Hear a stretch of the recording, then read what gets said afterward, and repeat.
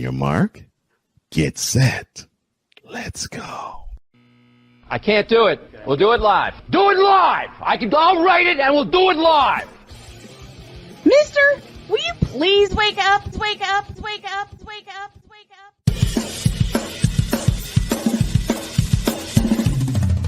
Good morning. Kevin Durant, you should have left California. This Bronsexual upset me in having to bring this teenage idiot from Wisconsin into a sports conversation. Are you really surprised that the Cowboys are giving up on Ezekiel Elliott? Whoa. Hell no! Well, no one cares about baseball. Bitch, are you for real?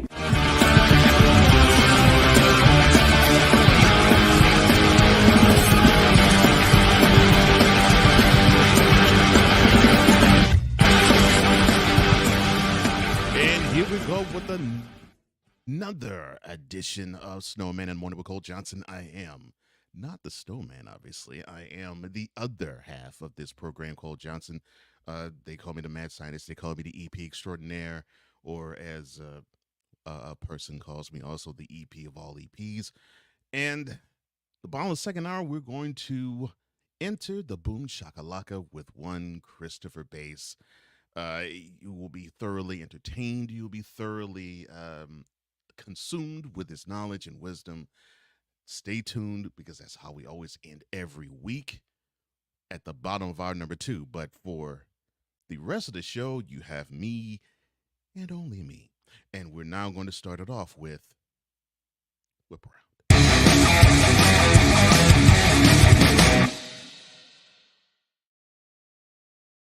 So good news for old Bronny and, of course, his father, LeBron, too. Bronny James, he is cleared by doctors to return fully to basketball. The freshman, the son of course, LeBron, has been cleared after he sustained sudden cardiac arrest injuries back in July. He was hospitalized in August after follow-up evaluations, Mayo Clinic in Atlantic Health, Morristown Medical Center as well. He was diagnosed with an anatomically and functionally significant congenital heart defect. However, they said it can be treated. Now, at the time, the family expressed confidence that Bronny would be able to play basketball again, and here they are. And I'm so happy that that is the case. Kudos to the medical staff of USC. Kudos to those who tended to Bronny.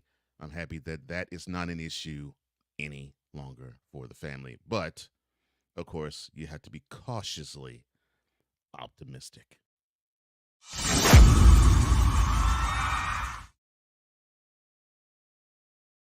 Yeah, I know you know the name of Alabama fame. He got on to Pat McAfee's show, and he said that, well, look, if we tomorrow upset Georgia,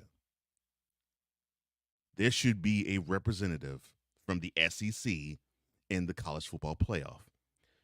Now, if that wouldn't be the case, Saban went onward to say that it would, how did he put it? Quote, be a disrespect to the SEC if there isn't an SEC representation in the playoff. Close quote. Nah, son, it would mean that your team, who suffered a loss outside the SEC, still didn't make it because you got beat by a team that more than likely will end up in the top 5. That's what it means, because you got your butt handed to you by a team who is higher ranked. That happens, Saban. Deal with it.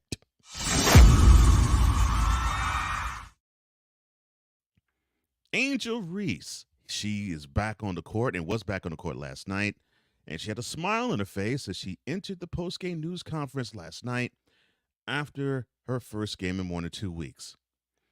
Now, she played for the first time since she was benched last month, and she started and had 19 points and pulled down 9 boards in their 82-64 victory over their national semifinals opponent from April in Georgia Tech. Now, after the game, Reese and Coach Mulkey shared a long Kim Mulkey shared a long hug on the sideline. So I guess that should quell any rumors of any tension between Mulkey and Reese. But we shall see how this movie ends because more is to come. But we have more to come here.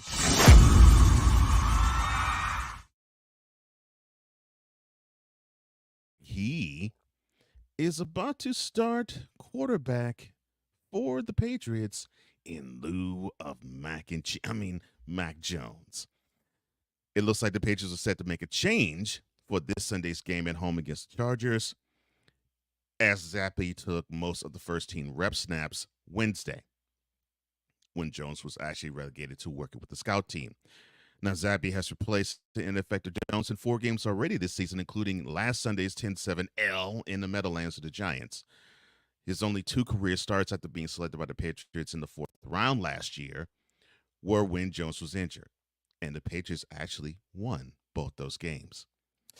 Oy. Oh, Mac. It looks like your time with the Patriots is soon coming to an end. Oh, boy. After a videographer who worked with Tyreek Hill had his NFL credential revoked, the Miami Dolphins receiver is making sure that his boy is taken care of. 20-year-old University of Miami student, Kevin Fitzgibbons, who says that he has been working with the Dolphins ever since last year, released a video late Monday night about how the league disciplined him after Hill used his phone to celebrate a touchdown back in October in their W over the Panthers. In the video, Fitzgibbons said that after Hill celebrated with his phone, he sent the video to the NFL, but he was later notified that he'd be suspended for the remainder of the season and possibly for good because he just simply had to be disciplined. But Fitzgibbons had this to say about that fortuitous or ignominious moment. Quote, "One of the best moments of my life turned upside down in a matter of seconds." Close quote. Now, Hill went on to say that he would take care of all of the salary that Fitzgibbons is earning in the NFL, and if he is going to be suspended permanently from the league, he will be taken care of and taken care of well.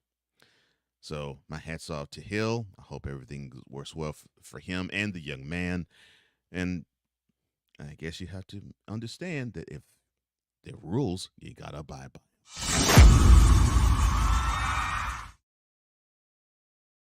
Are you ready for some football? You got to be ready for some changing football, because in the first time ever in the 54-year history of Monday Night Football, we're going to see a game be flexed off of it. Not this Monday, not next Monday, but week 15. ESPN is going to be moving the game between the Chiefs and the Patriots off of that slate, and in its stead will be the Eagles going to Seattle. And that game will be kicking off Monday night, 8:15 or 8:20, I'm sorry, Eastern, 5:20 out in the West Coast. The reason being, of course, the Eagles are currently in the driver's seat for the NFC's number 1 playoff seed. Of course, everybody else in the NFC is praying that isn't the case because people are rooting for the 49ers to upend them in South Philly this Sunday. And they're in the driver's seat, of course, for the number 1 seed for the second straight year. Meanwhile, Seattle is hoping that they can clinch a playoff spot, although their Thursday night defeat, we'll talk about that in the next segment, sort of challenges that theory. This is the first season in which the NFL has provided the option to shift Monday night and Thursday night games on a trial basis. It's a mechanism that has been previously reserved only for NBC's Sunday Night Football when late season showdowns lost their luster. Well, I approve of this message because when you have a team that is led by Mac Jones, and you have a team that is coached by a dilapidated Bill Belichick, the only hope that you would have is Taylor Swift attending. And since she's on tour, Oops. Even casuals won't follow. And that concludes today's Whip Around.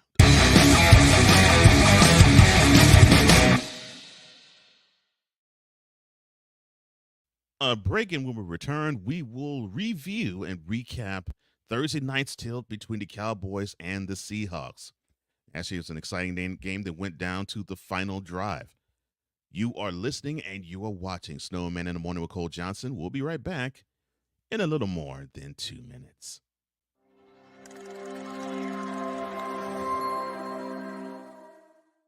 Everything Boston. I love you morons. New Kids on the Block, New Edition. Dear whatever the law firm is. Sincerely, the U.S. Supreme Court. Ben Affleck, Matt Damon. Go yourself again, Jason Whitlock.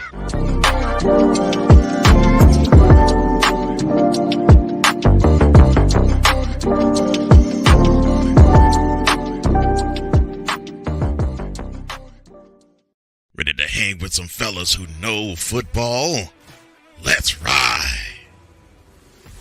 LC Muscles 28. I think they're the most overrated defense in the league. Steel Sermon. We did not trail for a single second. Tiny Tim. McCarthy is a bonehead. A Pizzle 90. I'm going with my boys. Fins up, baby. Get ready for the Four Horsemen of Pick'ems. Every Wednesday night at 10 p.m. Eastern, 9 p.m. Central on YouTube.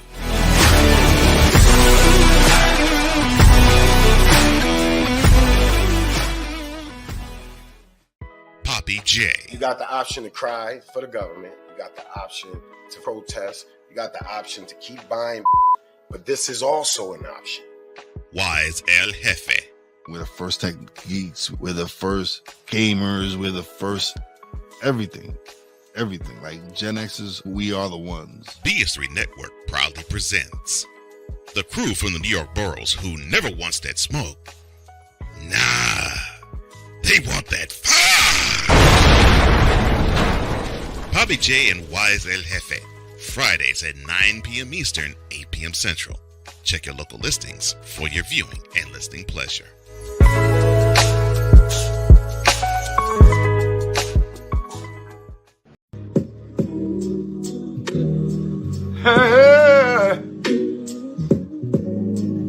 Ain't nobody calling me, texting me, paging me, asking me, are you still involved? Oh, what the heck is a text? Calling me, texting me, paging me, asking me, am I still involved? Y'all usually check on me. Went out to the year 2000. I'm still involved. Woo, oh, shut up, my boy. Oh, Lord, you ain't going to no Super Still Bowl. involved. Oh! Them boys, I'm still them boys.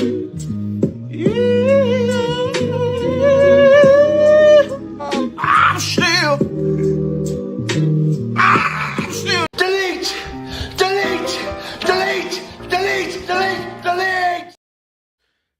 Welcome back to Snowman in the Morning with Cole Johnson. I am Cole Johnson, and as I said, at the bottom of our number 2, we'll be entering the Boom Shakalaka with Chris Bass, but we are going to review the game that took place last night on Amazon Prime, or Prime Video, I should say, the Cowboys and the Seahawks. So before we do, to the chat we had, and AB Media 83 is good to see you again, my brother. Good morning to you. LaShawn Jefferson, salute to you, my brother. And I love the hat, bro. That's a nice hat, bro. DOD, what's up? Peace to you as well. He says, look, smash that button, smash that like button and share the live stream. Thank you, sir. Ryan McCarthy of No Credentials Acquired Fame. He says, good day, Snow Crew. Delete.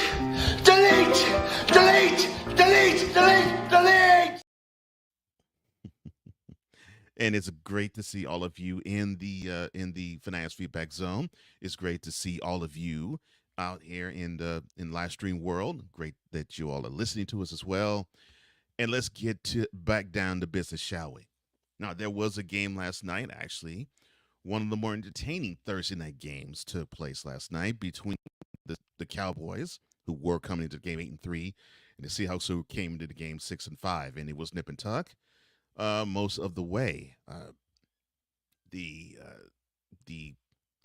Seahawks actually had a 35-27 lead in the fourth quarter, but the Cowboys defense put the clamps on that clamps on that offense, and Dak Prescott, for his credit, he brought the team back and they pulled it out 41-35.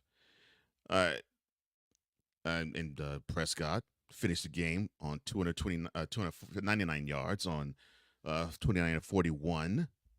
He threw for 3 touchdowns. CD Lamb caught one of those 3 touchdowns.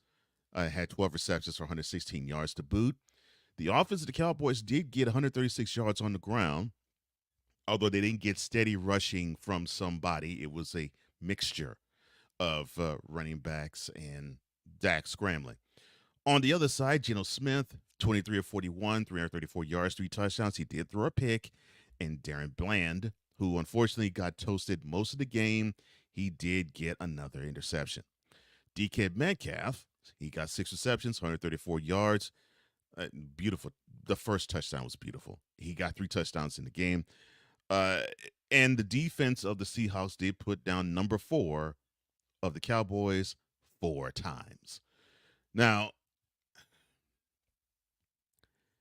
this brings the winning streak of the Cowboys in AT&T Stadium up to 14. And you remember when Tony Romo was quarterback, the Cowboys had no home field advantage whatsoever, ever. In fact, Gerald was so he was so pensive in the fact that opposing teams would outnumber his own home crowd in AT&T Stadium when AT&T Stadium was brand spanking new. He would see different colors outshine the blue and the silver. And he, of course, fought long and hard to actually have a home court advantage in Jerry World, and he finally now has it, or say Gerald World, and he finally has it.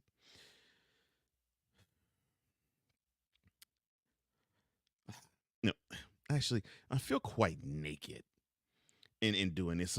So if you'll beg of my indulgence here. Delete! Delete! Delete! Delete! Delete! Delete! Delete! Delete! Delete! Delete! Delete! Much better. Now, oh Lord. So as I was perusing social media, I actually was seeing so many individuals saying the Cowboys are Super Bowl bound. The Cowboys are the best team in the NFL. And Dak Prescott is the MVP of the National Football League. And I'm saying to myself, Cocaine's a hell of a drug. I don't understand why we got to actually see this prominently rule everything when it comes to Cowboys. It's like everything is exaggerated. Whenever they get a win, and now people say, well, you can shut up now because the Cowboys did beat a team that was above 500. I don't care about that. I don't care what teams you beat. Look, you play who's on the schedule, and if they so happen to be last place teams, so be it. My overarching comment about the Cowboys in terms of their success is do what you did last night, MLK weekend and later. If you do that, then you'll get my respect. Until then, I don't care. You can go 17-0. But if you take one of these in the playoffs,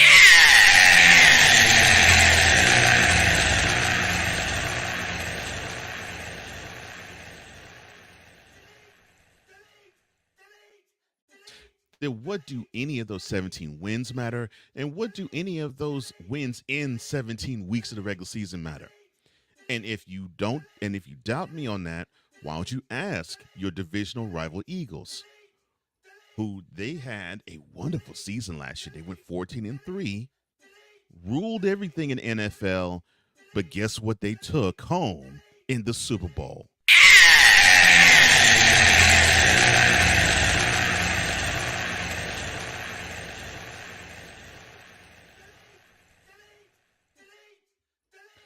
You know this Cowboys fan because you clowned Eagles fan on it. So you can bolster, you can have this bluster, you can give us all this dialogue, you can puff your chest, you can flex your muscles, you can say the Cowboys are big and strong, but it doesn't matter because it's about the games you play Martin Luther King Jr. weekend and later. And for those who don't know, Martin Luther King's birthday is January 15th.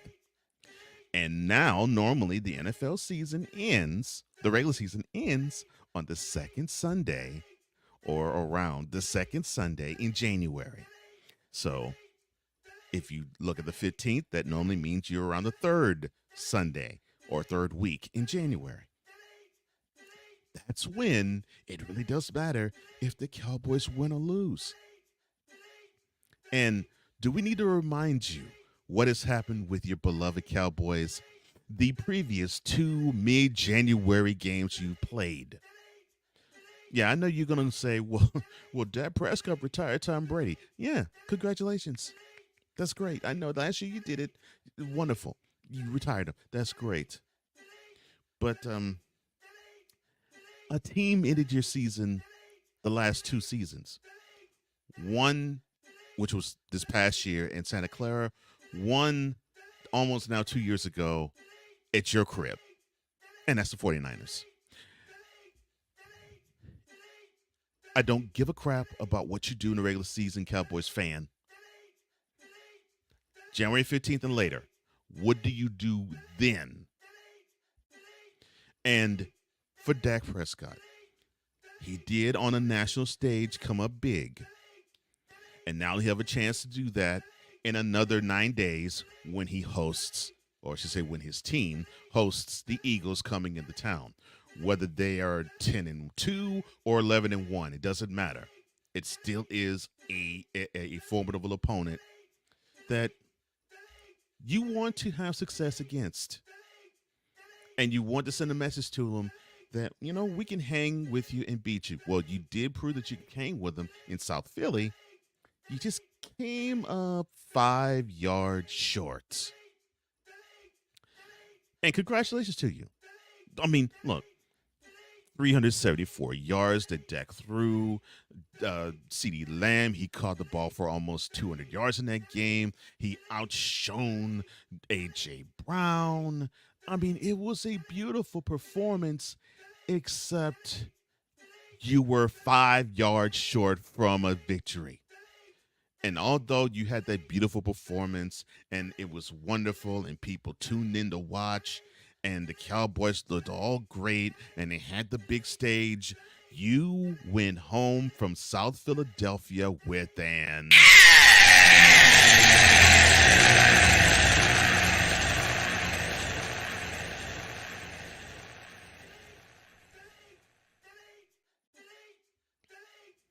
So now you're 9-3. You await the Eagles to come in for next Sunday.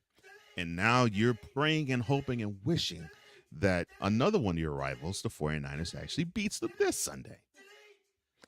And so you are hoping that you have a 10-2 team come in, you play them, you beat them, and then it's all about divisional record from there in terms of tiebreakers. Division record, then conference record. You have to understand something, Cowboys fan. Your season is not over. Your season isn't over today. Your season isn't over in 10 days. Your season is over when you get eliminated from the playoffs. And I do say when you get eliminated from the playoffs, because when you have a team that is as talented as you are or more talented and has the ability to play a more disciplined brand of ball than you go home with one of these in mid-January or later.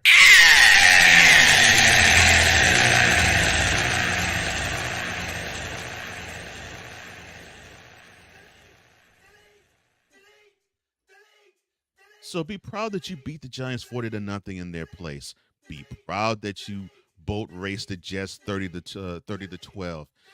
Be ecstatic that you beat the Patriots up and down 38-3. Celebrate the fact you skunked the Commanders 45-10. This 41-35 victory you took that you took at the expense of the Seahawks, that's going to be a little bit closer to what you should expect. Now, will it be possibly a result in your favor?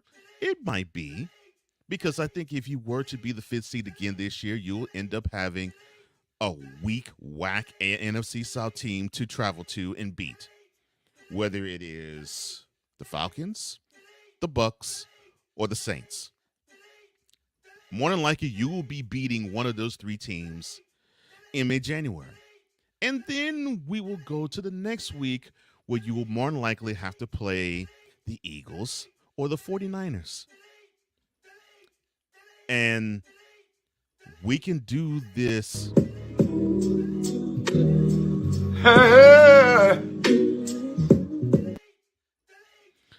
But one of those 2 teams will do this to your season. Delete! Delete! Delete! Delete! Delete! Delete! Because you will once again take home and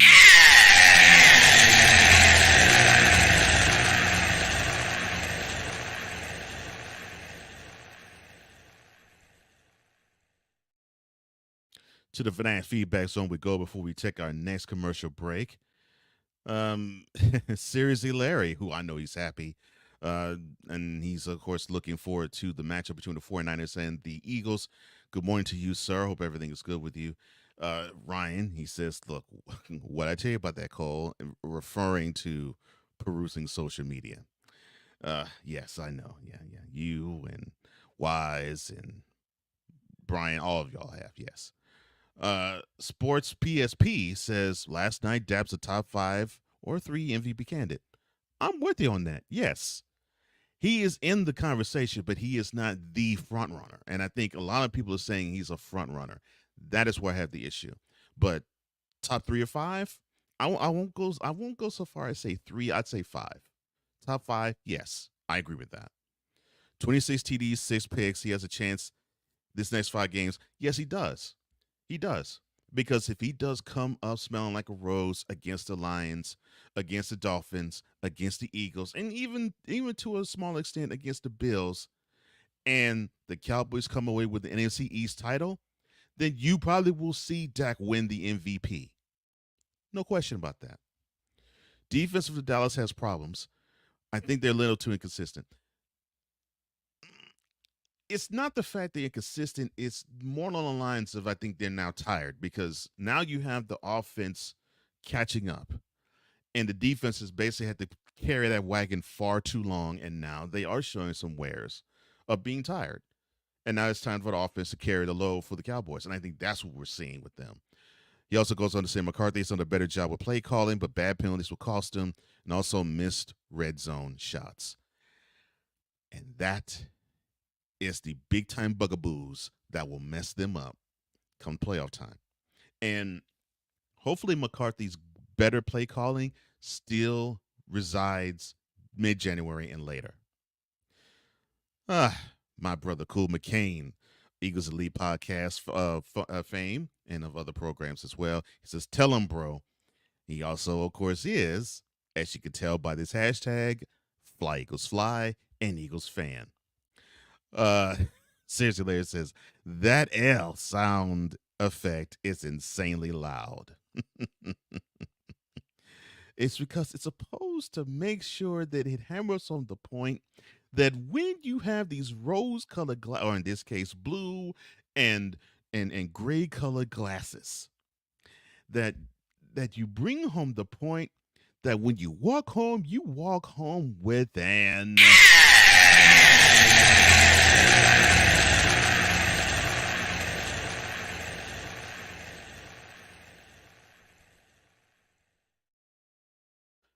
But I'll say this for the Cowboys and the Seahawks. Thank the Lord you did not give us a game that was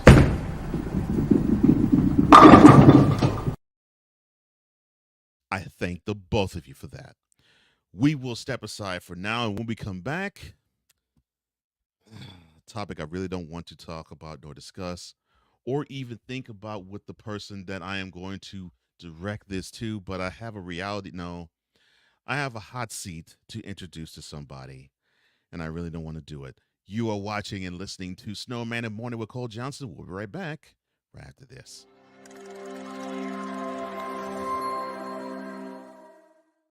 Everything Boston. I love you morons. New Kids on the Block, New Edition. Dear whatever the law firm is. Sincerely, the U.S. Supreme Court. Ben Affleck, Matt Damon. Go yourself again, Jason Whitlock.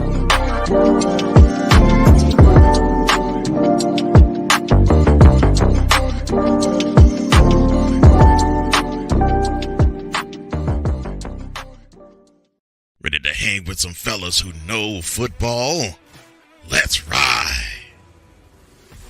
LC Muscles 28. I think they're the most overrated defense in the league. Steel Sermon. We did not trail for a single second. Tiny Tim. McCarthy is a bonehead. A Pizzle 90. I'm going with my boys. Fins up, baby! Get ready for the Four Horsemen of Pick'ems. Every Wednesday night at 10 p.m. Eastern, 9 p.m. Central on YouTube.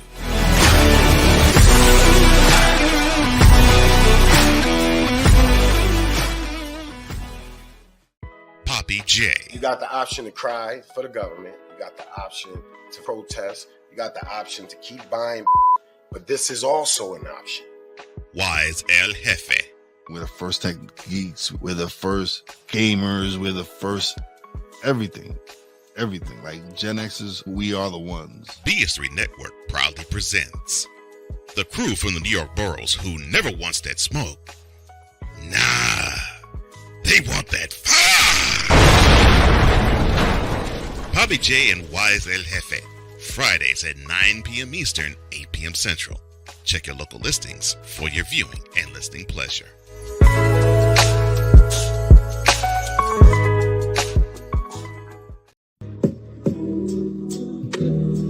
Hey, ain't nobody got me up.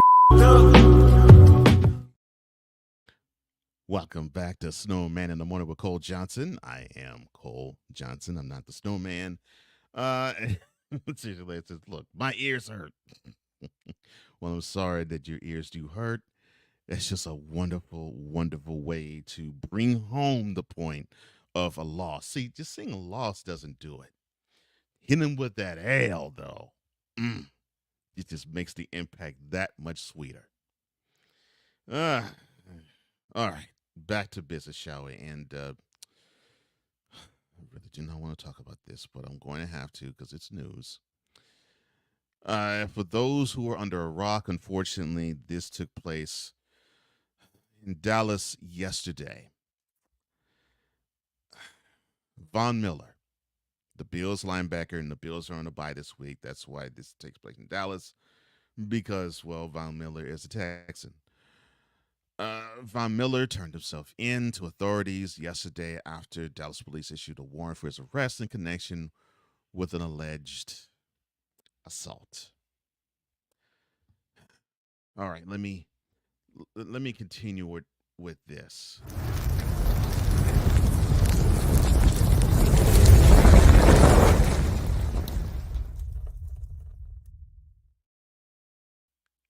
And yes, I agree with you. Cool. Sunday is going to be exciting. I'm looking forward to it. And for those who want to know, yes, 49ers in South Philly to match up against the Eagles. Kickoff is at 4:25 local time. 3:25 where I live, 1:25 out where San Francisco resides. But here we go. Dallas Police Department spokesperson told USA Today Sports in an email yesterday morning that the 34-year-old pass rusher had been charged with assaulting a pregnant woman after the police responded to a call to a condominium complex in the northern part of Dallas around 11 a.m. Wednesday. A preliminary investigation determined that Miller and the victim had gotten into a verbal argument prior to the assault, or the alleged assault, after which Miller left the scene. The victim, who has not been identified still to this moment, was treated for minor injuries but not transported to a hospital. Now, Miller later surrendered to Glen Heights Police, Texas, and was briefly booked at the DeSoto Regional Jail. His agent did not immediately reply for a request for comment from USA Today Sports on Thursday morning, and it's immediately unclear whether he has retained an attorney. He has. Although I don't have any sources, I'm sure he has. Because I'm sure the Bills have suggested he should and has advised that he should. I'm sure his agent has advised he should. As I mentioned earlier, the Bills are in the midst of the bye after the 30 cover your ears, seriously, Larry. Yes, the Bills are on their bye after that 37-34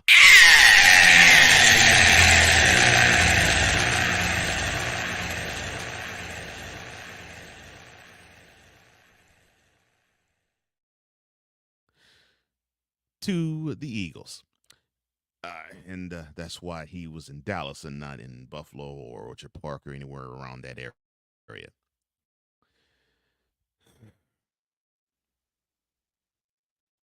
The NFL says it's also aware of the matter, and they have been in contact with the Bills organization.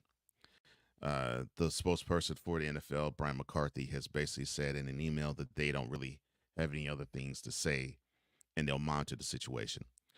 Citing a copy of the arrest affidavit, the Dallas Morning News reported that the victim told police that she had gotten into an argument with Miller over travel plans.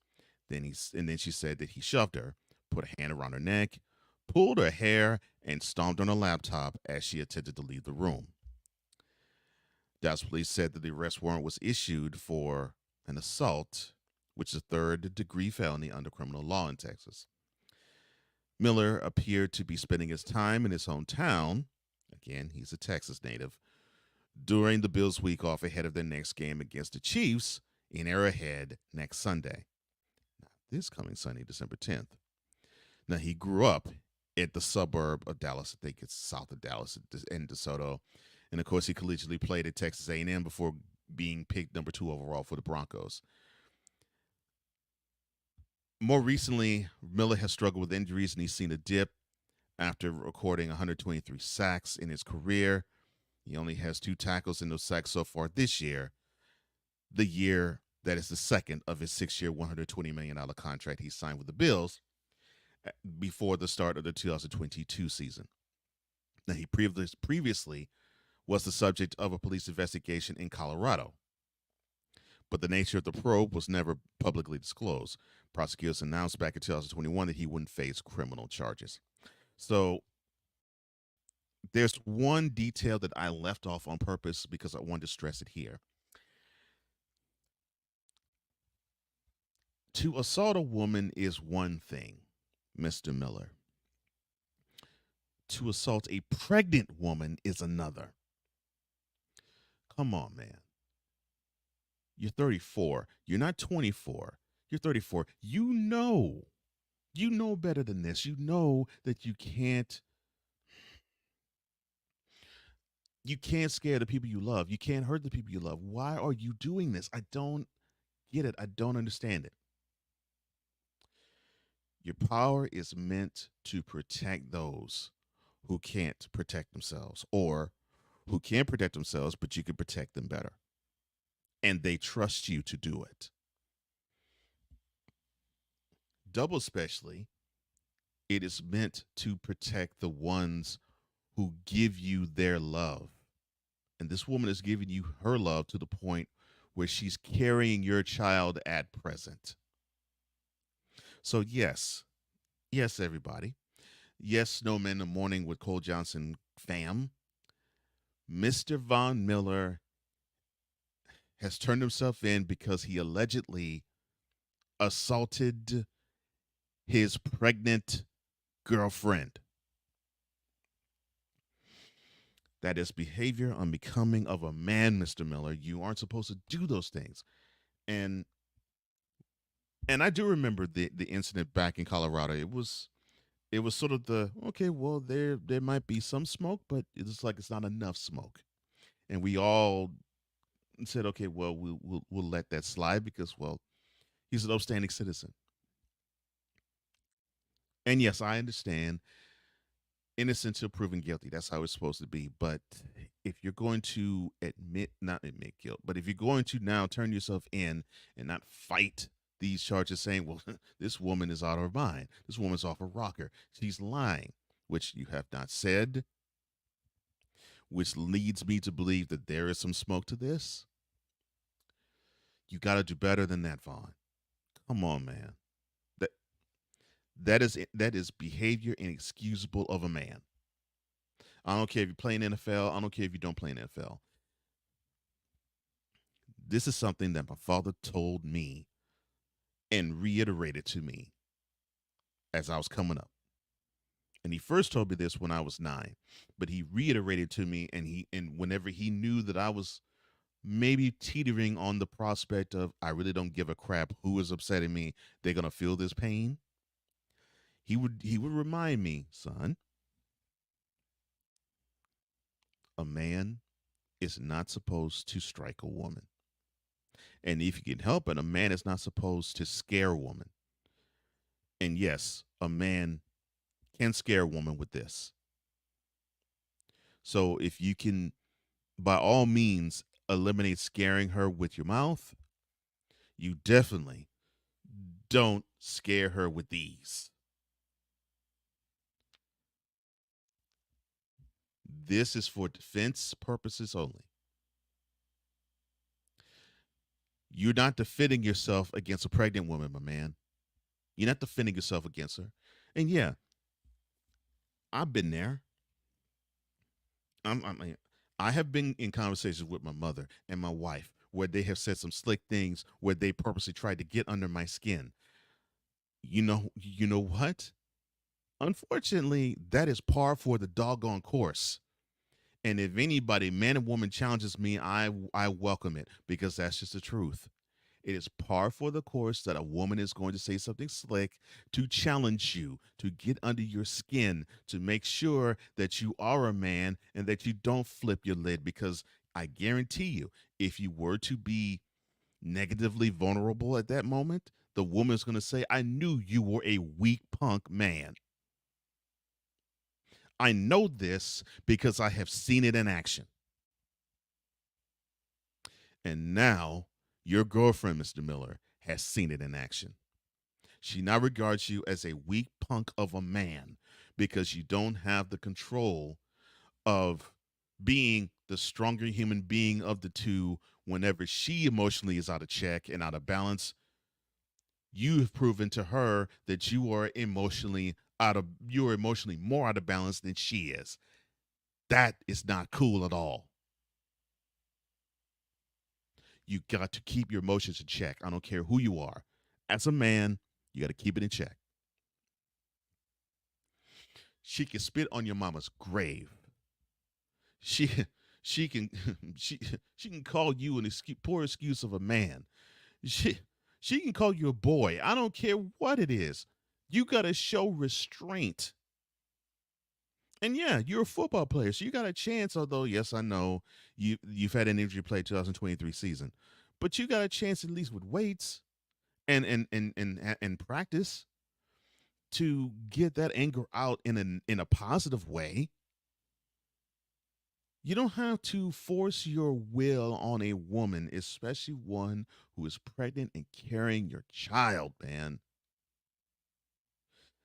That is out of bounds, brother. That is out of bounds. And you are old and mature enough to understand that.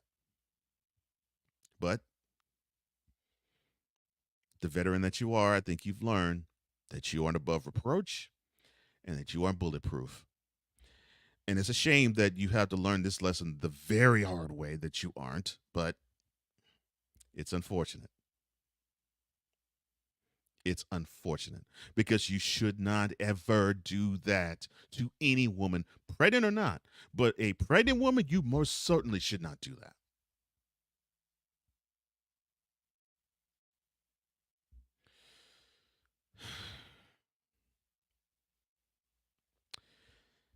Vaughn.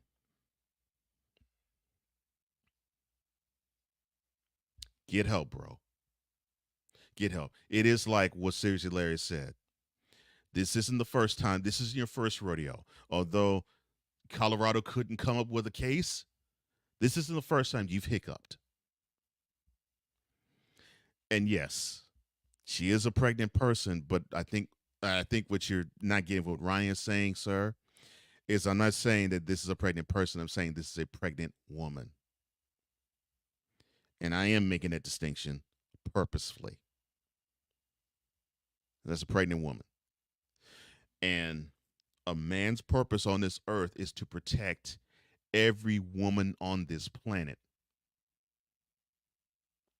You should not ever use physical harm on a woman unless you were defending yourself. If your life is in danger and a woman is trying to put death upon you, yes. Otherwise, your strength as a man is to protect every woman on this planet. I don't give a crap what situation it is. And I don't give a crap what woman it is. That is the job of a man. That's the job of a man. And Vaughn, you failed miserably in that, man. You failed. Come on, man. You know better than this. You failed. And you can't fail at this because your life can be ruined. And unfortunately, God forbid, the son or daughter that your pregnant girlfriend, possibly ex-girlfriend now, is carrying in her womb, now that's a story that she's going to have to tell eventually. And double special is going to get told if the two of you go your separate ways. Where's Daddy? Well, unfortunately, baby, he can't be here because, well, he can't keep his temper in check. Because when I was carrying you, he decided he wanted to be rough with me. He choked me and he forced me against my will. I can't have that. That's not what you want to have, man. But that's what you put upon yourself, on that woman, and on your soon-to-be child. Come on, Vaughn. You 34, and you playing childish sophomore high school games. You can't be serious.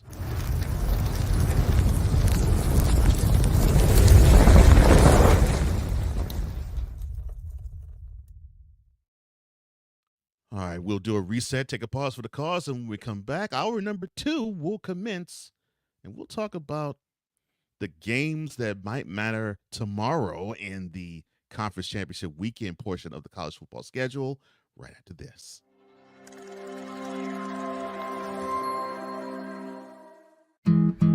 Where did the time go?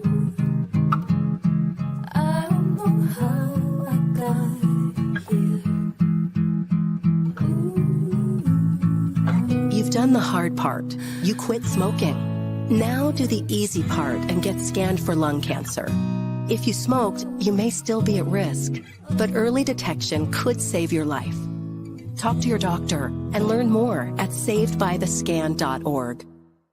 If you're talking, they will hear you. We all want our kids to grow up safe and healthy, so we show them how. And we tell them with honest conversations that let them know what we expect. Not just one time, but every chance we get. That's especially important when it comes to alcohol and other drugs. Kids not only need to know the dangers and how to avoid them, they need to hear it often from you.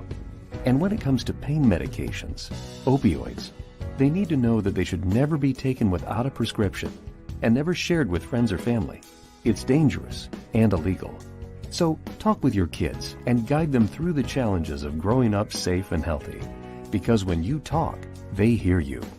For more information about talking with your kids about underage use of alcohol and other drugs, visit underagedrinking.samhsa.gov. So talk, they hear you. You can do it if you try. He was only 58 years old when he passed away, that outcome could have been different. Colorado happens to be one of the worst states for radon levels. It's in our ground, and it seeps up. The more you breathe radon, the more chance you have of DNA being hit and the cell mutated. The EPA estimates 22,000 lung cancer deaths a year caused by radon.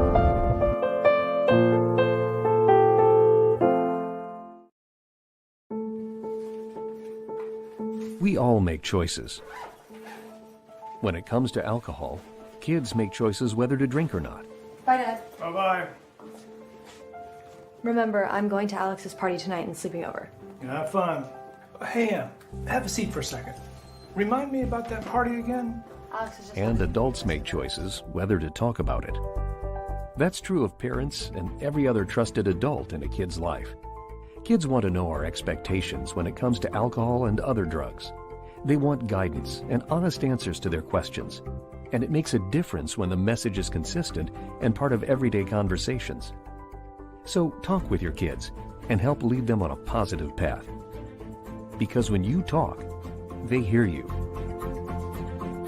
For more information about talking with your kids about underage use of alcohol and other drugs, visit underagedrinking.samhsa.gov. Mister, how do you operate this Twitter thing or this Instagram thing or whatever the heck? You're supposed to know all this stuff. Anyway, welcome back to the show.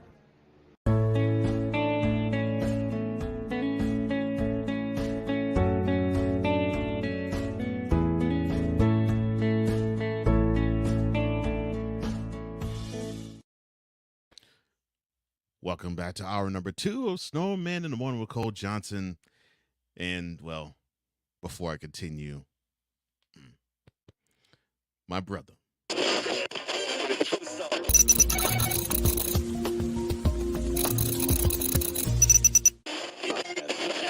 You fool!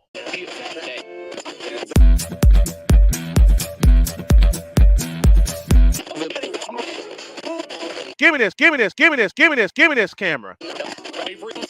Yes, LeBron, it is you. It's always been you.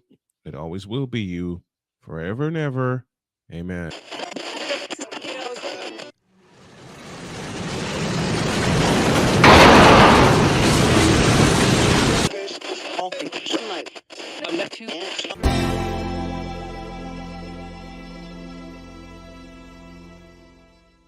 Snowman won't be able to join us today and probably won't be able to join us Monday too. But, well, I'm here still. But we're still going to get this party completed and started. Oh, I'm doing this all wrong. My man Victor Locke, or V-Lock A3, or as he's now more well known as Victor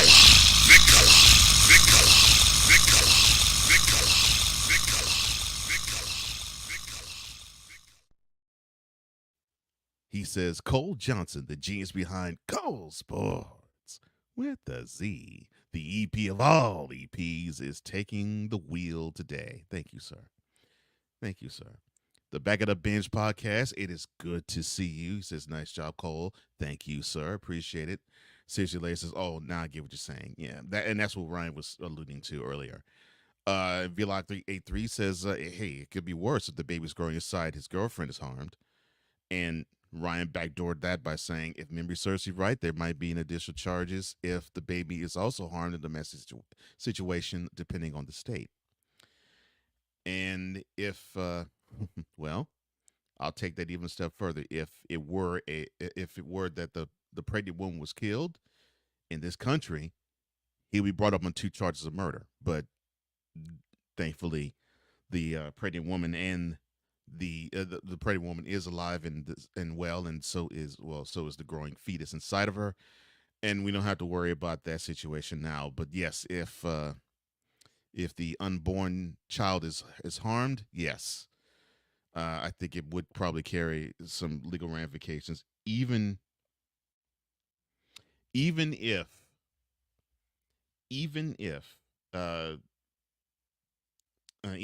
she doesn't die. But man, it's horrible. That I hate having to deal stories with that. But unfortunately, you have to report the news as it happens, as it sees fit, and we got to be unbiased as it comes to you. But from something that is heartbreaking to something that I think is anticipatory, tomorrow we get to the championship or conference championship weekend portion of the college football slate. 7 games of note will be on tap all day tomorrow. And I mean, it's all over the slate. I mean, let's take, for example, the SEC championship game, which, of course, the kickoff is always on 4 p.m. on the first Saturday of December. And it will be 4 p.m. on the first Saturday of December this year. Now, the reason why we're watching Georgia versus Alabama is because, well, Alabama's number 8, and of course, Georgia's number 1. The possibility of the Tide beating the Bulldogs and subsequently having no SEC champion be in the final CFP standings makes this a little bit alluring of a presence. But more than likely, people are going to think Georgia's going to win, and I think personally Georgia, no matter if they lose or win, they're in. But it's a possibility because of how SEC has dominated the rankings in the final polls of each year. It's a possibility we might not see an SEC champion or team in the final 4. That would be interesting. Now, one game, and I should say 6 games that's on tap for tomorrow. 1 game is on tap for tonight. Tonight, 8 p.m. kickoff, 5 p.m. where they're hosting this in Las Vegas. It is the Huskies and the Ducks, Washington, Oregon, the 2 rivals that now will not call the Pac-12 home, but they will call the Big Ten home as of next year. They will duke it out to see who is going to be the final Pac-12 champion. And how ironic. The final battle between the 2 Pac-12 teams, the top 2 in 2023, they will be in another conference come 2024. To me, whoever wins this game is in no matter what. Washington easily is in, and I think Oregon maybe not quite as easily, but I believe they would be in. And then you would have a case to argue about Washington actually being in the Final Four because, well, the Washington did get beat by Oregon. They did beat Oregon earlier this year. So this is going to be an interesting game just from that standpoint alone. But to me, this is a win in. This is basically a playoff game before a playoff game. To me, in this game, you win and you're in. No matter who it is, Oregon or Washington, one of them wins, they're in. Now, Saturday night, 8 p.m. kickoff, the ACC championship between Florida State and Louisville. Playmaker who he can be objective for the most part. He feels as though Florida State, through no doing of their own, even if they were to win, will be bounced from the CFP in the final rankings. But I'm sorry, I have to say this. I hate to say this. I call Gator bias with him on this one. Because I just think that Florida State, they have been in the top 4 for most of the rankings. And it would suck if they were to win the ACC championship and the ACC championship conference championship game, and be number 4 going into the game, but then not qualify for the Final Four. That would be a crime against the whole committee in doing this. An absolute crime. Also, tomorrow night, kickoff at 8 p.m. in Indianapolis. Oh, I'm sorry. The game between Louisville and Florida State, that's in Charlotte. the game between Iowa and Michigan for the Big Ten championship. That's in Indy. And do we really think Iowa's going to beat Michigan? I'm seriously. I mean, this is just a straight up question that is just straight on the serious tip. Do we really think Iowa is going to beat Michigan? Hell no. To the no, no, no. Hell to the no. Hell to the no. To the no, no, no. Unfortunately, there are those, and my partner's one of them, that's rooting for Michigan to not win. And if they do lose against Iowa, that pretty much will be it for Michigan in 2023 in terms of the playoffs. They would be New Year's Day bowl hunting. And that pretty much is the storyline there, along with the fact that Jim Harbaugh will be back on the sideline after his suspension's over. So you have that. And then Saturday at noon or 11, where Dallas is and where I am. Texas, who's ranked number 7. Oklahoma State, who's ranked number 19.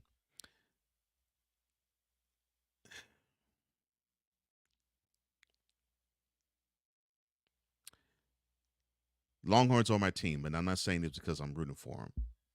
I'm saying this because I'm just looking at how their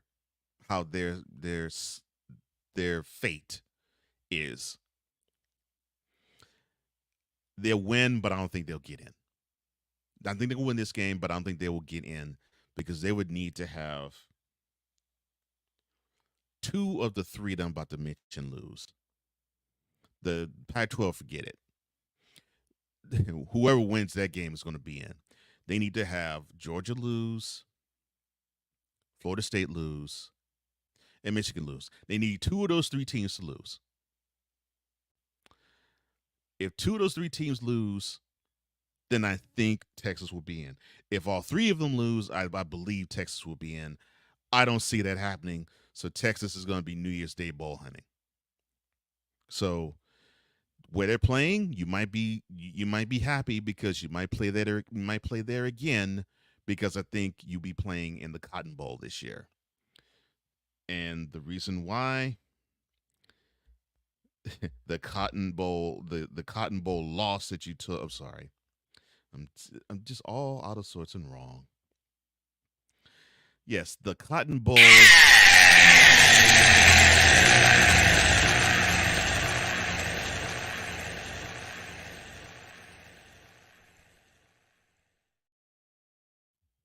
You took the OU will completely mess you up. So I don't think you will make it UT. I want you to. I just don't see you doing it. And it's unfortunate. Oh, well. Now, the American Championship between, say, SMU and Tulane, this is for who's going to be one of those teams that Washington, Oregon, Alabama, Texas plays in one of the other New Year's Day bowls. And Liberty is fighting in the Conference USA Championship to do the same thing. So there you have it. The games on tap for tonight and tomorrow that will sway Sunday who is going to be the Final Four and who's going to be playing in the New Year's Day 6 bowl games. I hope you enjoy your football this weekend, both college and pro, and we'll see how things go. We will take a pause for the calls. When we come back, we will celebrate Deion Sanders, Sports Person of the Year. Man, we'll be back in 2 right after this.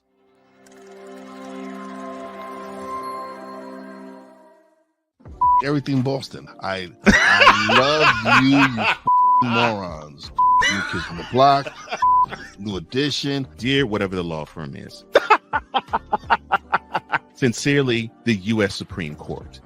Ben Affleck, Matt Damon. Go yourself again, Jason Whitlock.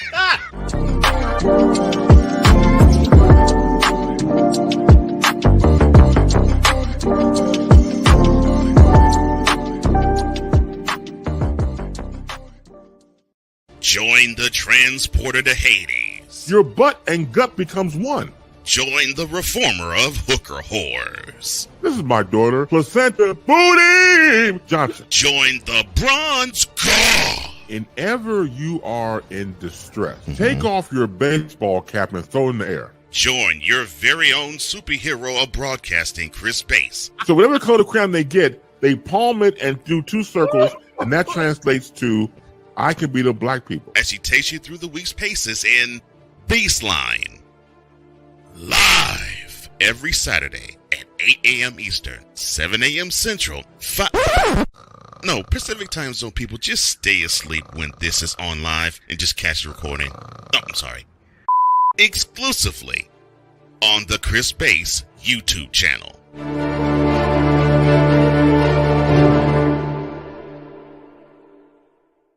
Ready to hang with some fellas who know football?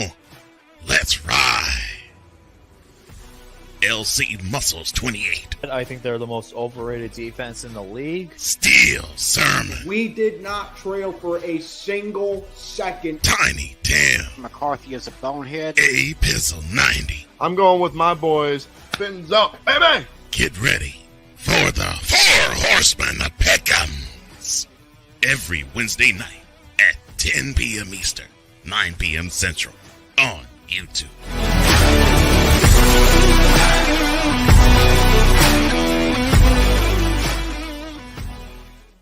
Mister, how do you operate this Twitter thing or this Instagram thing or whatever the heck? You're supposed to know all this stuff. Anyway, welcome back to the show. Welcome back to Snowman in the Morning with Cole Johnson. I am Cole Johnson. In about 7, 8, 9 minutes or so, we will be entering the boom shakalaka with Chris Bass. And I hope you will be enjoying this like I am. And I hope you enjoyed that as I will as well. All right. Now, the reason that I sort of am sighing about what I'm about to say next is just the thought process of someone who's been at the throat of this man is just continuing to be at his throat. Deion Sanders, he has been named Sports Illustrated's Sportsman of the Year, and I'm thinking, I'm happy for him. Let's put this out there. First collegiate coach to win the award since Mike Krzyzewski and Pat Summitt split it in 2011. And the reason why the magazine said that they're giving him the honor, they said in their publication about the honor, quote, in less than a year, Coach Prime has not only transformed a moribund Colorado football program, he's also breathed life into the campus and transformed a community. Close quote. And I agree with him. I agree with them on that sentiment. The reason why I sort of huff at it is you have someone like a Jason Whitlock who just seems to want to go against him because, well, he's representing a culture that supports being swaggerlicious over winning, that it's all about a hip-hop culture and all that. Well, Deion, although he might like hip-hop, is not a hip-hop guy. I mean, I would say he might like hip-hop, yes, but I don't consider him a hip-hop guy. He's more old school than hip-hop anyway. And the fact that people want to hate on him, and Jason Whitlock is basically being the guy championing this, makes it even more ridiculous because it's taking away from what Deion actually is doing, what Coach Prime actually has done, which in that statement, Sports Illustrated gets it because people weren't talking about Colorado before he got there. Now they're talking about him after. And I'm not saying that they're talking about him because he was able to get celebrities to be on the campus. No. People are talking about Colorado now because they have an excitement about the program that we haven't seen since they were winning championships, and we're talking about when I was in high school. The last time we even thought about them coming close to winning a championship was when I was a young adult. And that's like 2003, 4, 5. The last time they won a championship, the last time they won a national championship, that was 1990. And the last time we actually talked about them in glowing terms was 94 when Cordell Stewart threw that Hail Mary in Michigan. We have not talked about Colorado with such glee since the mid-90s. And now we're actually hyped about a Colorado game. Even with the L's they took, we're hyped about a Colorado game because we're seeing growth. And even Deion understood that. I'm like, it's like, this isn't the team that I know was going to compete for a national championship, because he never said they would. He said that they're coming and they're here, but he's trying to breathe a culture of winning. And that happens. When you have that happen, you're going to have people who aren't going to be with the program that's still there. But slowly but surely, when he gets his own players in there, then it's going to reflect what he is about. The same thing, and I'll make this one quick parallel before we do take a commercial break again. Nick Saban, when he first got to Alabama, the Crimson Tide wasn't close to what they resemble now. They were also rans. They were getting run out of the stadium when he first got there. But people forget that because they think of the team now of, well, he won so many national championships, and he was in national championship games, and they were repeatedly in college football playoffs, and they don't rebuild, they reload. It's because he's got a chance to build on the success that he started there. He built the culture, and then he got people who fit the culture. Right now, Deion is starting a culture. He's building that culture. And you're going to get recruits that's going to be like, I'm not sure I'm going to be on board with this. And you're going to recruit that's going to be like, man, I want to play for this guy. So I'm good with it. And congratulations, Deion. I'm happy that you are the Sports Illustrated Sports Person of the Year. I am happy that you are. You deserve the honor. You do. So congratulations to you from the Snowman in the Morning with Cole Johnson crew. May this be the first of many. And I know your program is going to be even better than it has been. All right, we'll take our last commercial break, and then when we come back, we will enter the Boom Shakalaka with our man, Chris Bass. This is Snowman in the Morning with Cole Johnson. We'll be right back right after this. Hey, Eagles fan. Join my man, Cool McCain, and a host of others as they break down every single game, every single week in an objective manner, and also from a fan's perspective as well. Remember, this cast feels just like you. Nobody likes you. And you don't care. Fly, Eagles, fly. Eagles Elite Podcast. Every Wednesday at 8:30 p.m. Eastern on YouTube and other podcast outlets.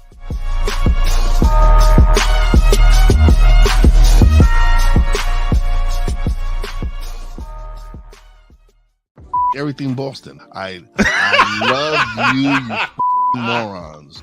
New Kids on the Block, New Edition. Dear whatever the law firm is. Sincerely, the U.S. Supreme Court.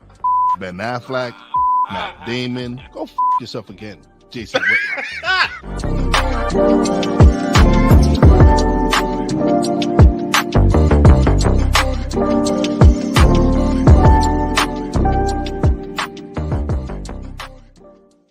Ready to hang with some fellas who know football? Let's ride. LC Muscles 28. I think they're the most overrated defense in the league. Steel Sermon. We did not trail for a single second. Tiny Tim. McCarthy is a bonehead. A Pizzle 90. I'm going with my boys. Fins up, baby. Get ready for the Four Horsemen of Pick'ems. Every Wednesday night at 10 p.m. Eastern, 9 p.m. Central on YouTube.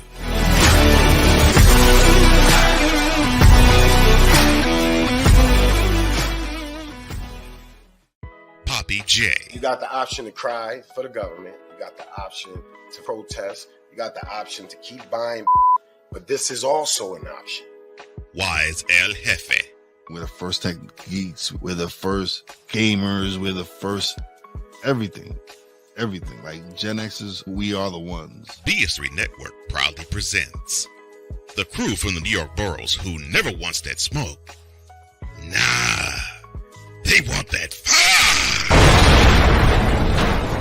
Poppy J and Wise El Jefe. Fridays at 9 p.m. Eastern, 8 p.m. Central. Check your local listings for your viewing and listening pleasure.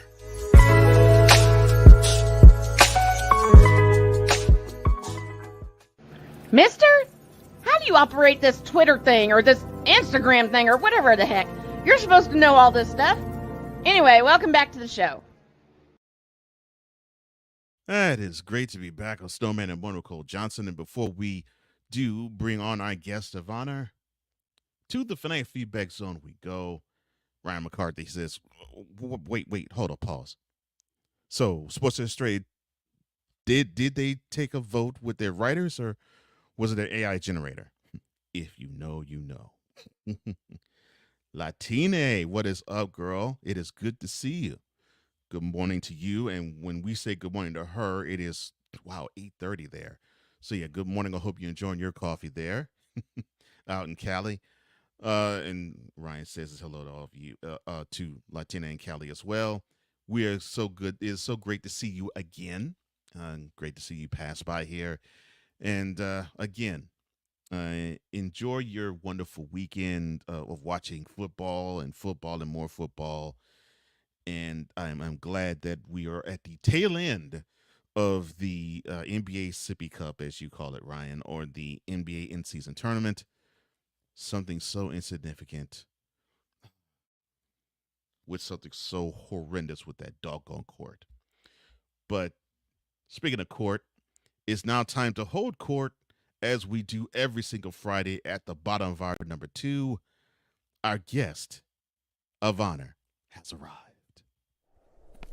And now, the transporter to Hades. The reformer of hooker whores, and the bronze god, the one, the only, the legendary Chris Bay.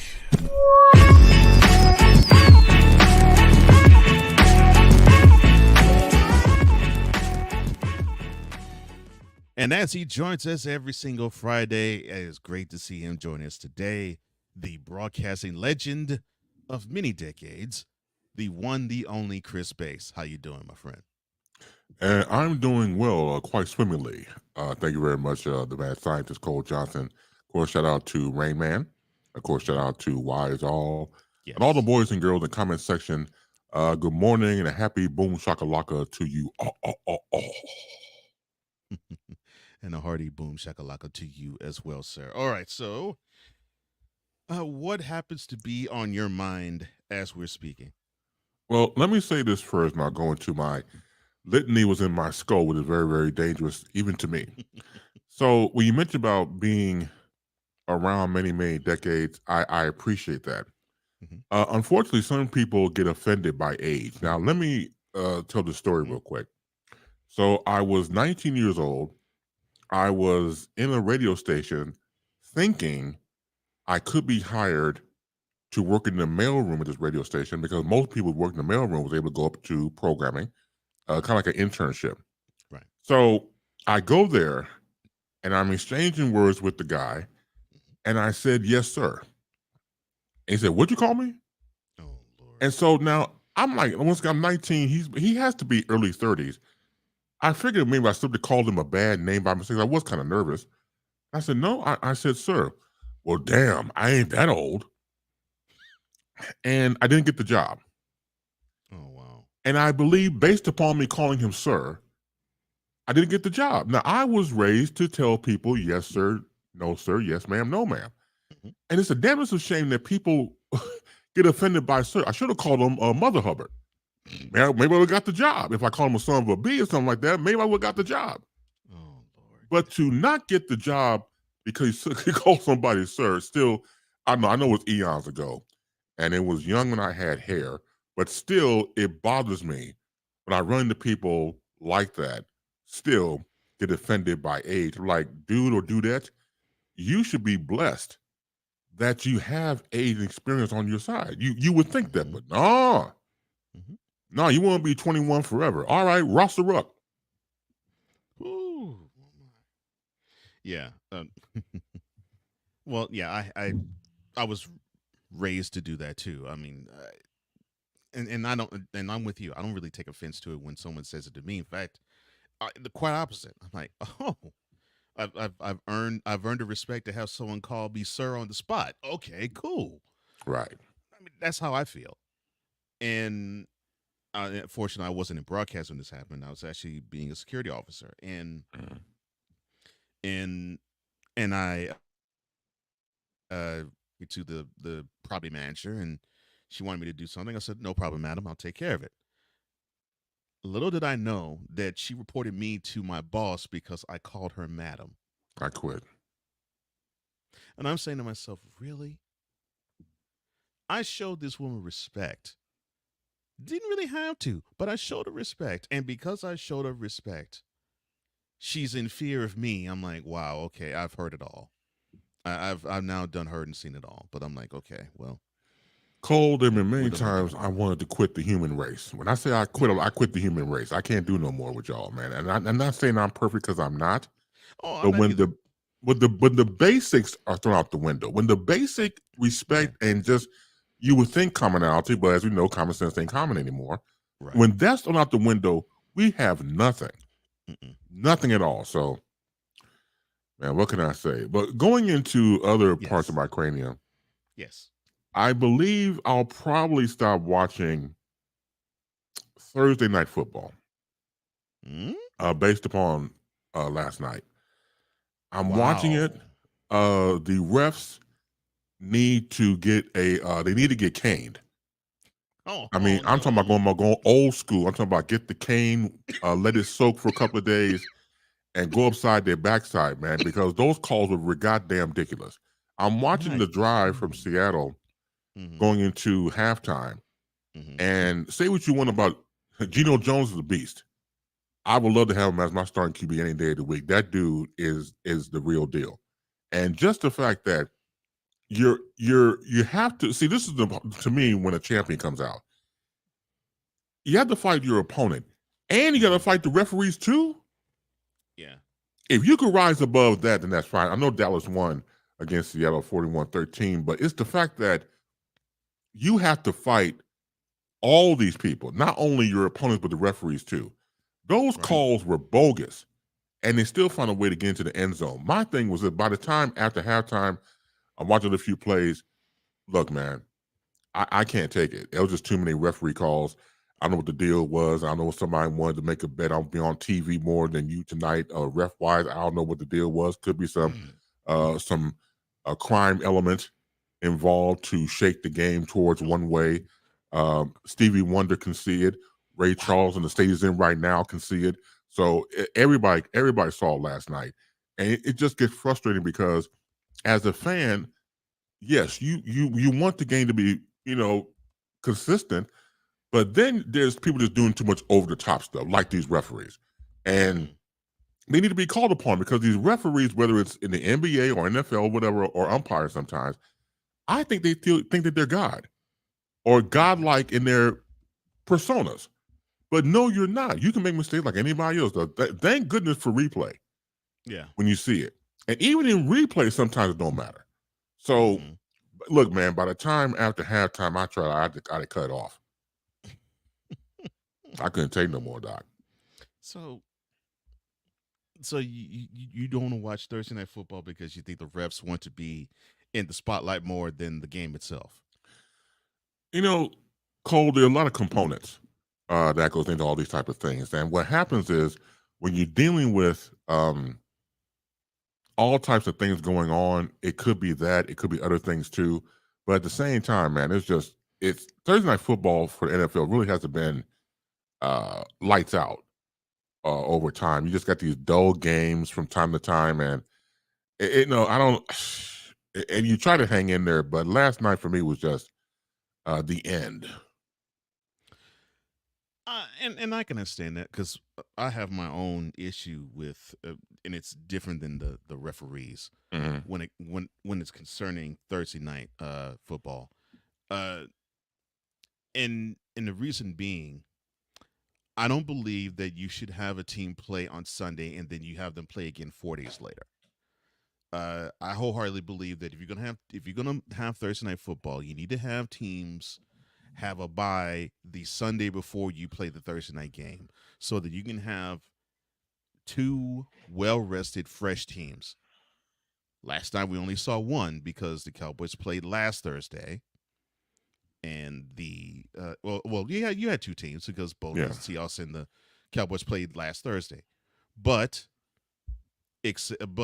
every team that you saw on Thanksgiving, they all played that Sunday before. So I'm like, if you're going to play on Thursday, have them have a bye the Sunday before, because if you want to invest in them actually being commodities, give them the bye before, and then you have then they have another mini bye until the following game, the next game following Sunday. And I think that lends to the product being bad because of it. And then on top of it, I know